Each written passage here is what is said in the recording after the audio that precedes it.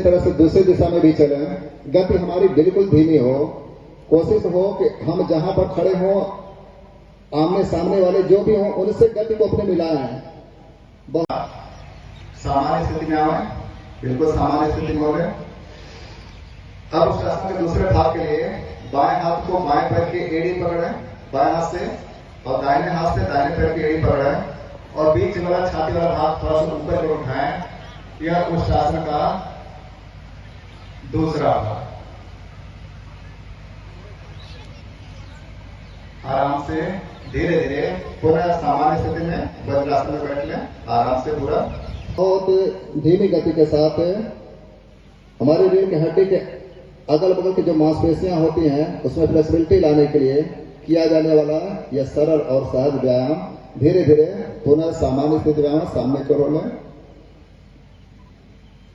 दोनों हाथों को एक साथ धीरे धीरे नीचे के लाऊं, एक साथ धीरे धीरे।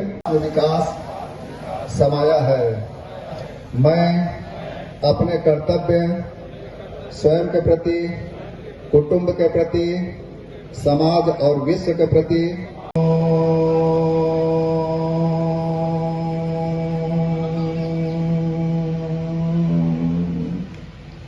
पूरा मौन।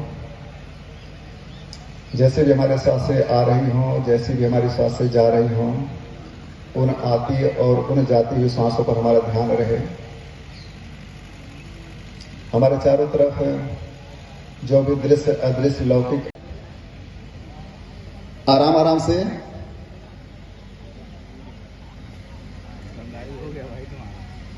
त्रिकोण आसन बेहद लाभकारी आसन होता है। पुनः सामान्य स्थिति में लें, धीरे धीरे पैरों में दूरी कम हो जाए। दोनों हाथ को सामने रखें, दोनों हाथ बिल्कुल सामने की ओर हो और जितना ऊपर की ओर में इस तरह से थोड़ा सा क्रॉस कर लें, ऐसे और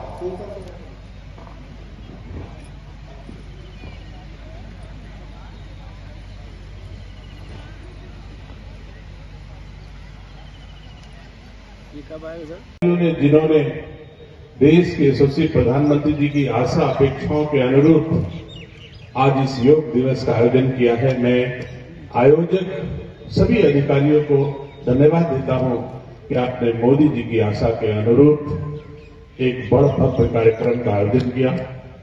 यह कार्यक्रम हमारी प्राचीन परंपरा के अनुरूप आयोजित किया गया है। देश के यशस्वी प्रधानमंत्री जी ने स्वयं आज जम्मू कश्मीर में योग दिवस में शामिल हो रहे हैं, संदेश दे रहे हैं कि निरोग रहना है तो हमको योग करना है।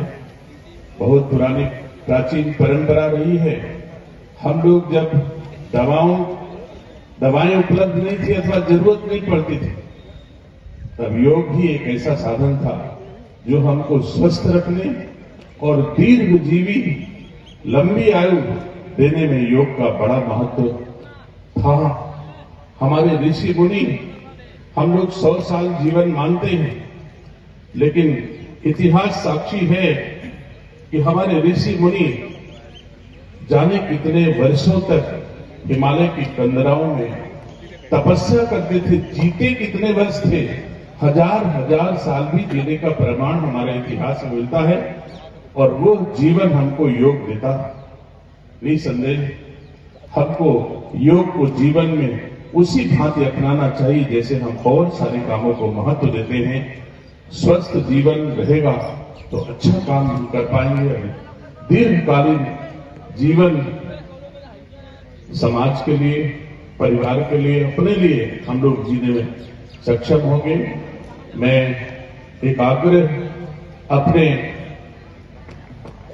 जौनपुर के नागरिकों से करना चाहता हूं कि आज की तारीख में इसके साथ साथ आवश्यकता है कि हमको ऐसे वृक्षों का रोपण करना चाहिए जो खराब जहरीली गैसों को अवशोषित कर ले और अच्छी गैस, अच्छा वातावरण हमको दे। ऐसे पेड़ों को रोपित करने का भी अभियान इसी भांति चलाए उत्तर प्रदेश सरकार। इस हर जनपद का लक्ष्य निर्धारित है कि कितने वृक्ष लगाएंगे। लगाते तो हैं, लेकिन पोषण का काम मैं जरूर चाहता हूं कि समाज अगर इसको स्वीकार कर ले, जैसे मोदी जी ने झाड़ू उठाई तो पूरे देश के नागरिकों ने उनका सहयोग किया, और आज गांव गांव में कह सकता हूं कि सफाई पहले से बहुत अच्छी हुई।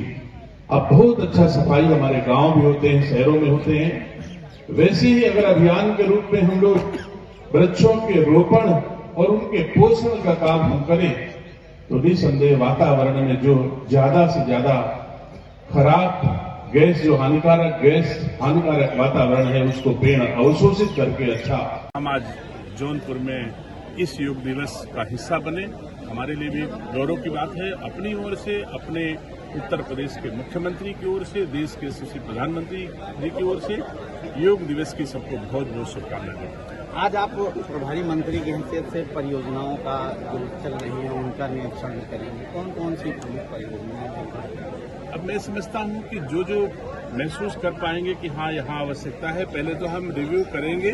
रिव्यू में प्रगति देखेंगे, कौन सी परियोजनाओं की प्रगति धीमी है अथवा कहीं से कोई शिकायत मिली होगी कि वहाँ पर गुणवत्तापरक काम नहीं। तो है ये है। कैसा लग रहा है आपको यहाँ योग करके? आज अंतर्राष्ट्रीय योग दिवस 21 जून की सभी जनपद वासियों की बहुत सारी शुभकामनाएं। सभी लोगों में ज़बरदस्त उत्साह रहा, सभी लोगों ने समय से उपस्थिति दर्ज कराई और बहुत ही शानदार योग का शासन की तरफ से, प्रशासन की तरफ से व्यवस्था की गई थी और सभी लोगों ने खूब एंजॉय किया। Thank you.